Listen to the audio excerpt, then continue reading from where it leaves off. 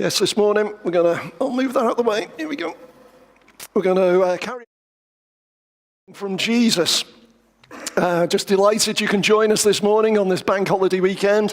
And a big hello to those who are watching online as well. Glad you can be part of our teaching time together as we've been going through this series called Learning from Jesus. Our vision here at Bridge Community Church is to be a Jesus-centered people longing to see lives transformed in Bury St Edmunds and beyond. And so if we're going to center on Jesus, we should learn from Jesus, who is the greatest teacher, the greatest instructor the world has ever seen. It's got to be Jesus of Nazareth, the Son of God. Therefore, we're taking time out right throughout this year and probably in a few years to come, because we're not going too quickly as we're working our way through the book of Mark this year, as we've made it all the way to chapter 2. But this morning, we're thinking about the idea of the excluded being included. And what did Jesus do to make people feel included in his purposes and his plans? So a question for you this morning to get you thinking is, have you ever felt excluded from something? Have you ever felt left out, overlooked, or somehow you just didn't fit? I know it's happened to me many times. Certainly when I was at school, longing to be in a certain sports team, and you look at the list of names and David Oakley's not on the names.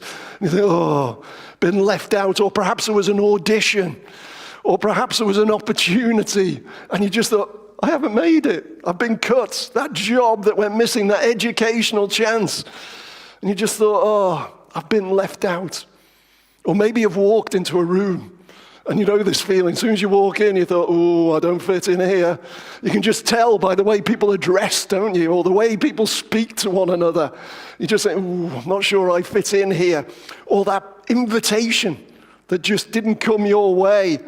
You know, there's been a number of royal weddings, and for some reason, I wasn't included.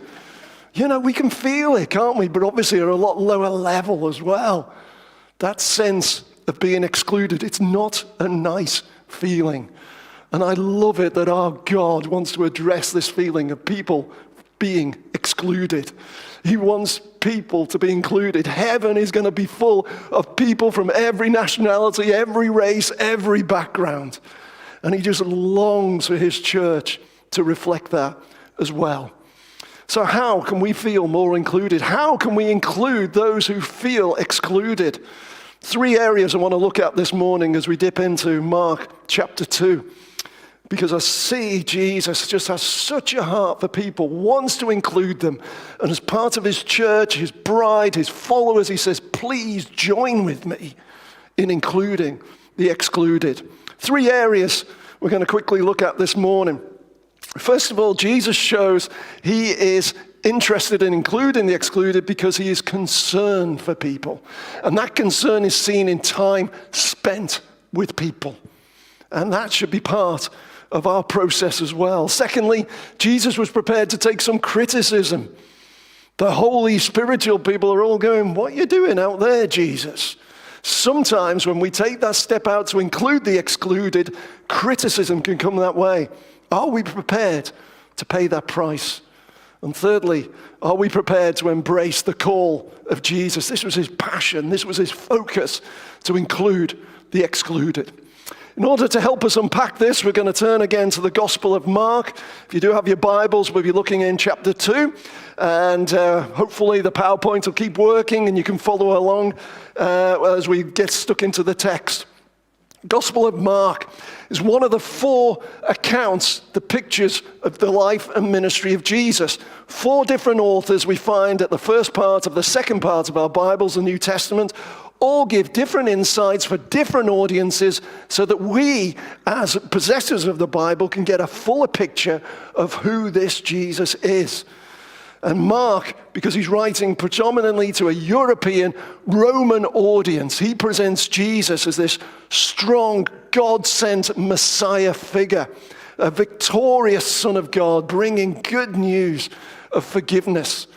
His readers of this gospel, they're there right in the center of the Roman Empire, right in the city of Rome, bombarded by the propaganda of Caesar and all these kinds of things.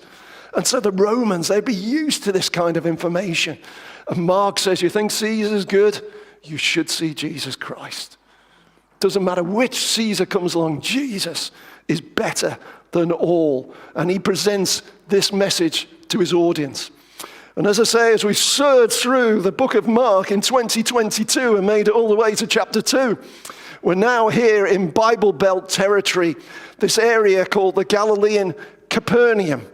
It was really a center for the equivalent of the Oxford, Cambridge theology education of that area.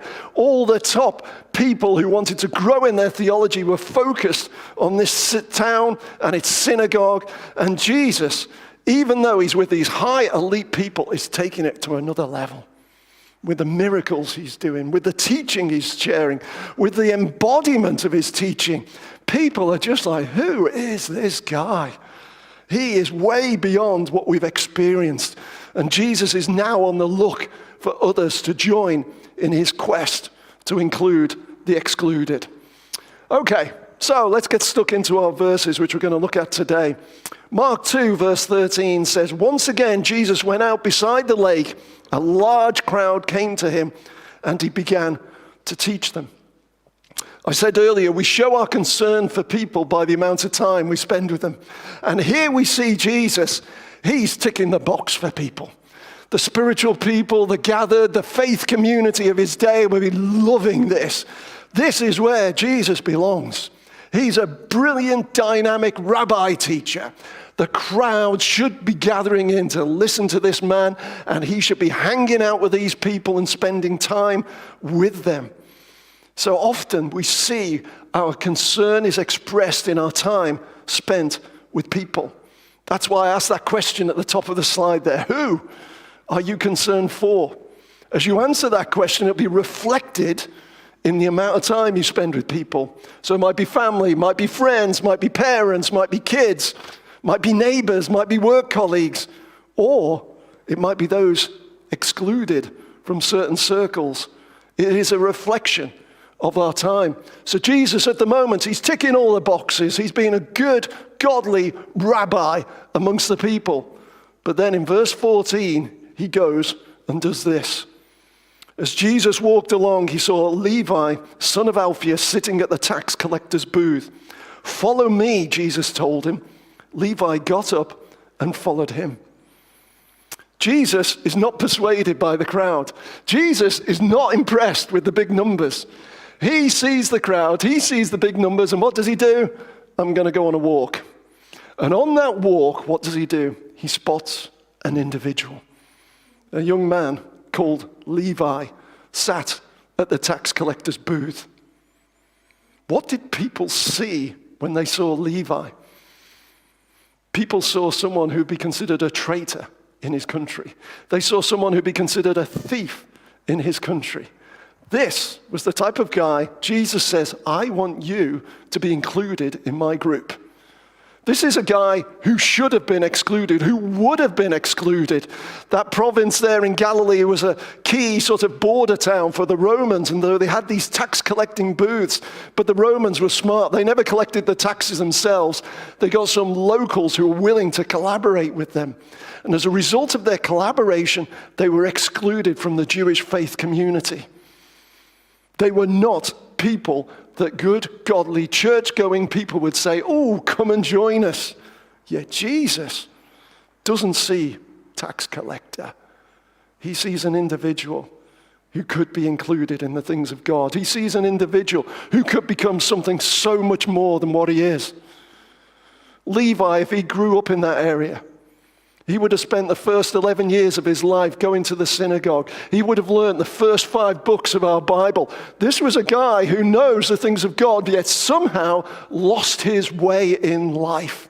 And Jesus now intervenes and gives him the potential and the possibility to become something so much more than what he was doing now. And for those of you who know the story, know that Levi became a Matthew who wrote the first of our Gospels in the New Testament, a Matthew who became a missionary church planter in North Africa. This is what Jesus sees in this man. He doesn't see dirty, filthy, stay away tax collector. He sees a man who's going to write him a gospel and plant churches and take the good news to northern Africa. And I just loved Levi's response. Just left it all behind, didn't he?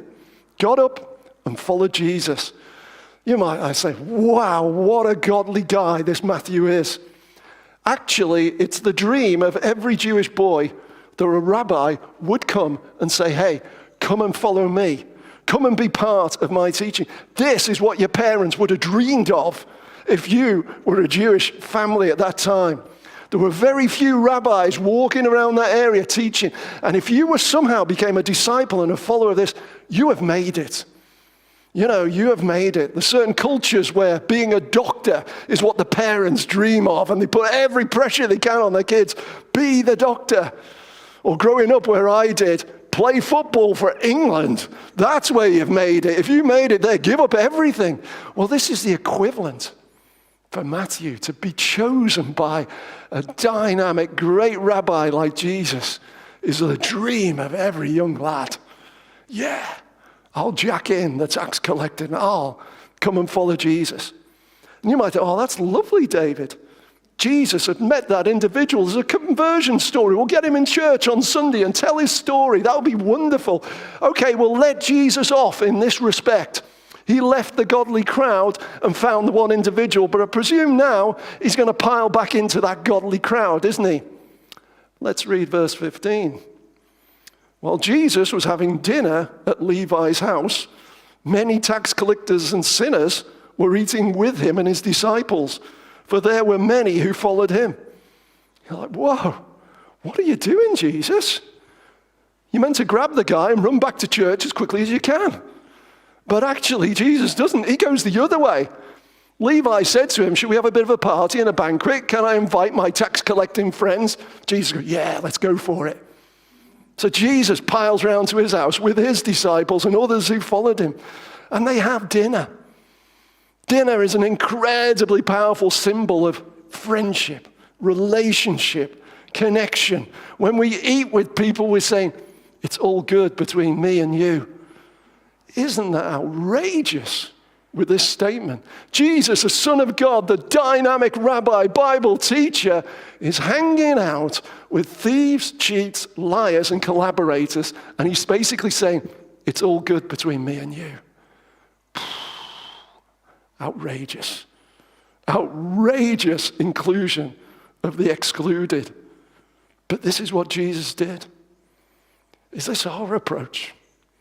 Is this the type of thing we do to include those? Do we say yes to invitations? Jesus seems incredibly comfortable with people who are not quite in the group, the church, the synagogue way of life. He seems to eat with them. He seems to drink with them. He seems to hang out with them. And he is so comfortable. For there, he can bring some light. I love it at the moment this year. As you can probably tell if I go sideways, there's been quite a food emphasis going on here at church. We've blown the budget for the church's food budget already this year. And I'm loving it because my grow group, all these different activities, there seems food involved with everything. And that is brilliant and I'm loving it. My challenge and push would be, can we do the food stuff for people who don't come to this church? Like, I'm suspecting that when you came for that so-called Saturday morning party, I'm suspecting it was the Ukraine big breakfast. And I loved it that loads of people from our community came in and had breakfast. It wasn't just the people who come to Bridge Community Church. Isn't this the way we should be? Going round to people's houses, hanging out with people. Food is a great way to break down the barriers. So can I encourage you, be concerned for the lost. Be like Jesus. Pray and ask and say, Lord, is there an individual who needs my attention, who needs my time? Because that's what Jesus seemed to do. And of course, God's people were absolutely delighted at what Jesus did. Verse 16, we see the criticism coming in. When the teachers of the law who were Pharisees saw Jesus eating with the sinners and tax collectors, they asked his disciples, why does he eat with tax collectors and sinners? the criticism starts to come in. If Jesus was God, if Jesus was a rabbi, a real teacher of God, surely he would know what he's doing here. He could become polluted. He could fall. What a terrible example for our young people this rabbi is. What's he doing? Hanging out with these sinful people. He should be in church and in synagogue with the rest of us all of the time. Perhaps we need to create some more meetings just to drag him back in. Perhaps that's the way. You can imagine the discussion, the criticism, and also, dare I say, the snide way in which they go about it. Please note, they don't ask Jesus about this. What did they do? They went after his followers. They went after the weakest link. They clearly knew that Jesus was sharp and intelligent and he would just absolutely butcher them if they came for him. So, we'll go through the back door. We'll gossip. We'll do this. But somehow Jesus overheard. The thing is, these Pharisees, these teachers of the law, they are not bad people. These are people who have memorized the first 5 books of their Bible. These are the people who would have memorized much of the Old Testament. These are the people who are so passionate about obeying God, they created additional rules and regulations in order they may stay on track with God.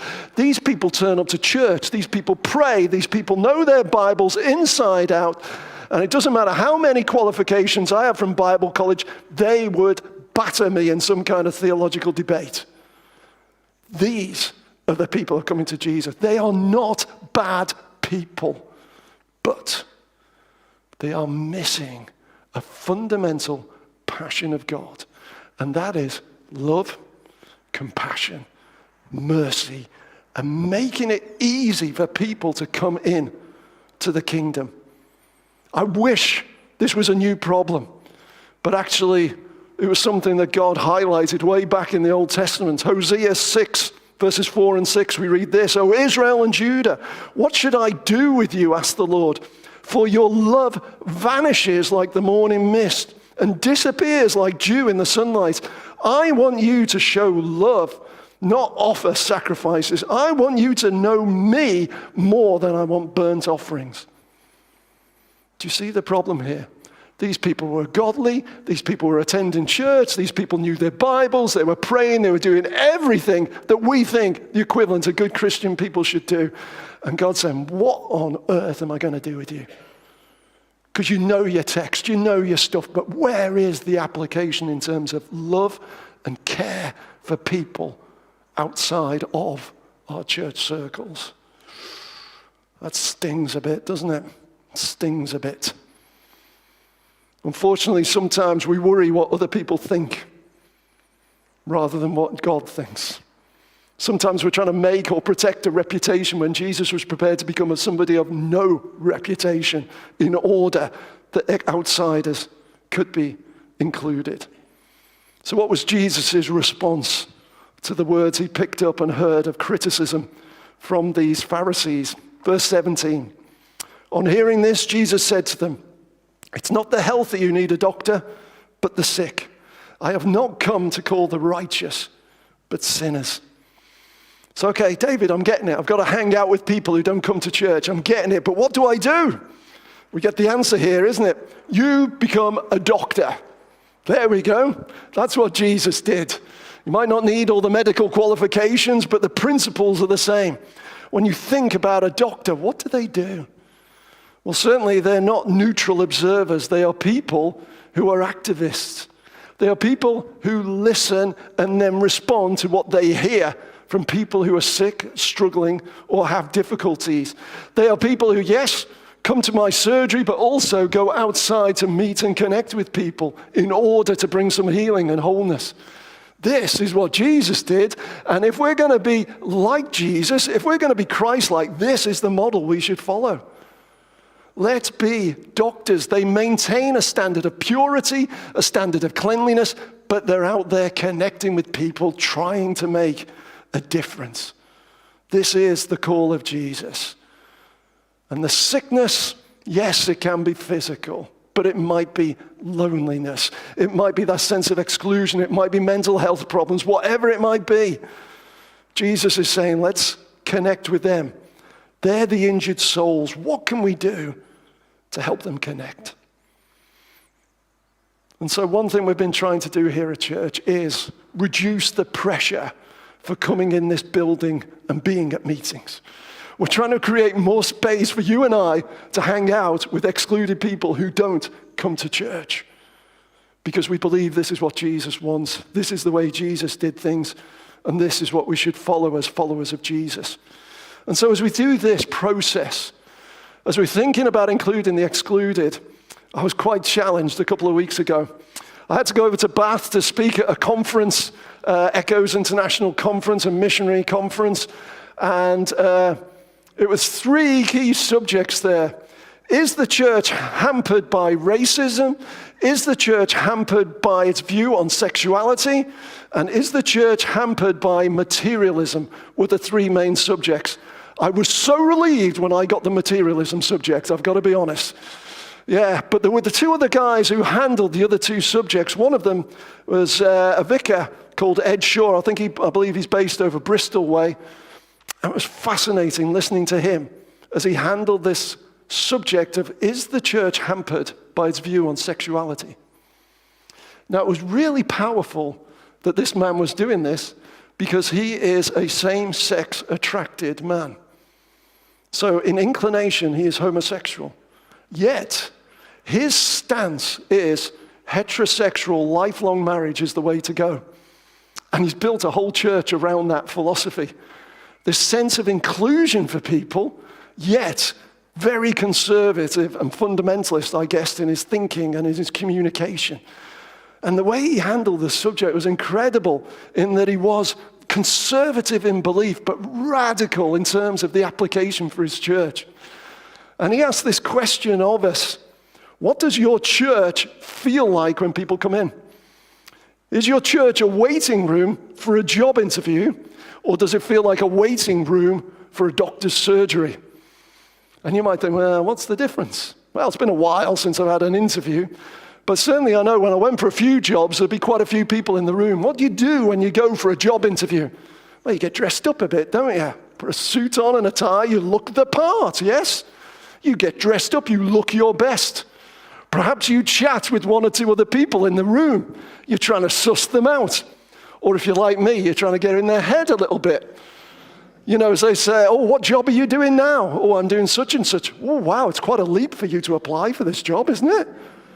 Or if you ask them, you know, what's your background? They say, oh, wow, that's quite a gap in experience to do this job, isn't it? You start, you know, you present yourself as better than who you are. You present yourself in a way to put other people down a little bit to get in their head because you want that job. Is that what our church looks like? Wow, I'm a godly guy. I read my Bible. I do this, I do that. Or are we more the doctor's surgery? Again, it's been a while since I've been in a doctor's surgery. But usually, if I'm in a doctor's surgery, I try and look as ill as I possibly can. You know, because it's scary getting past the doctor's secretary, isn't it? You know, even trying to get an appointment in this day and age, wow. So you almost feel as though I've got to be really sick to be allowed to be in this room. So you put on this show, you cough a bit more, you look a bit, and bedraggled and all the rest of it. And Ed Shaw was saying, isn't this what our churches should look like? Where actually we don't put on a show. We just come here as fallen, sick, damaged people just longing for Jesus and the Holy Spirit to make a difference and heal us up. And no matter who walks through the door, we're all together because we're all in the same position. And I must admit, I loved that picture and that challenge. And so I'm asking us as a church, what does this place feel like to those who don't come to church? Final slide then. Then I'll hand back to the band. I don't know if you guys want to come up. What's God been saying to you today about partnering with Jesus and including the excluded? And what will you do? This seems to be a priority for Jesus. If we're Jesus followers, if we claim to be disciples of Jesus, this should be important to us, and there needs to be application. Just 3 questions that came to my mind. You may have other questions, other thoughts. First of all, who is missing from our church? As you look around this room, as you look around all the different things we do during the week, who is missing? Is there a demographic of people missing? Is there an age group missing? Is there an ethnic group missing? Is there an educational group missing? Is there a work group missing who somehow feel, yeah, I don't belong at Bridge Community Church? What are we going to do about that? Because I think Jesus has got a heart for them. I think Jesus died for them. Jesus longs for those people to be part of his heavenly home. What will we do to connect? Would you have a look in your diaries and see if you can make some time and space for this stuff to work? You know, we have three primary relationships: our relationship with God, our relationships with each other, and our relationship with people outside of church. What's that outside of church piece looking like in terms of your time? Is there an individual perhaps who's come into mind and you think, yeah, there's a Levi there who just needs that sense of connection? They may be damaged goods at the moment. They may not be going in the right way, but somehow God is just placing that person on your heart. What are you going to do to connect with that person? Jesus is looking to call people by name and bring them into his kingdom. Will you be part of it? Let me pray, and I'll hand over to the worship band. Again, Father, thank you that you include the excluded, because if you didn't, I wouldn't be here. I'm failed, I'm damaged, I'm fallen goods. I'm a sick sinner. But you send people to connect with me, to introduce me to Jesus. And then you included me as you called me by name. Oh, Father, help us to break out the crowd, break out the gatherings, break out of this. Help us to see the individuals you see who need you today. Help us in our coming weeks to plan our lives to be more and more like you in terms of being that doctor to bring life, health, wholeness to people who desperately need a sense of connection with God.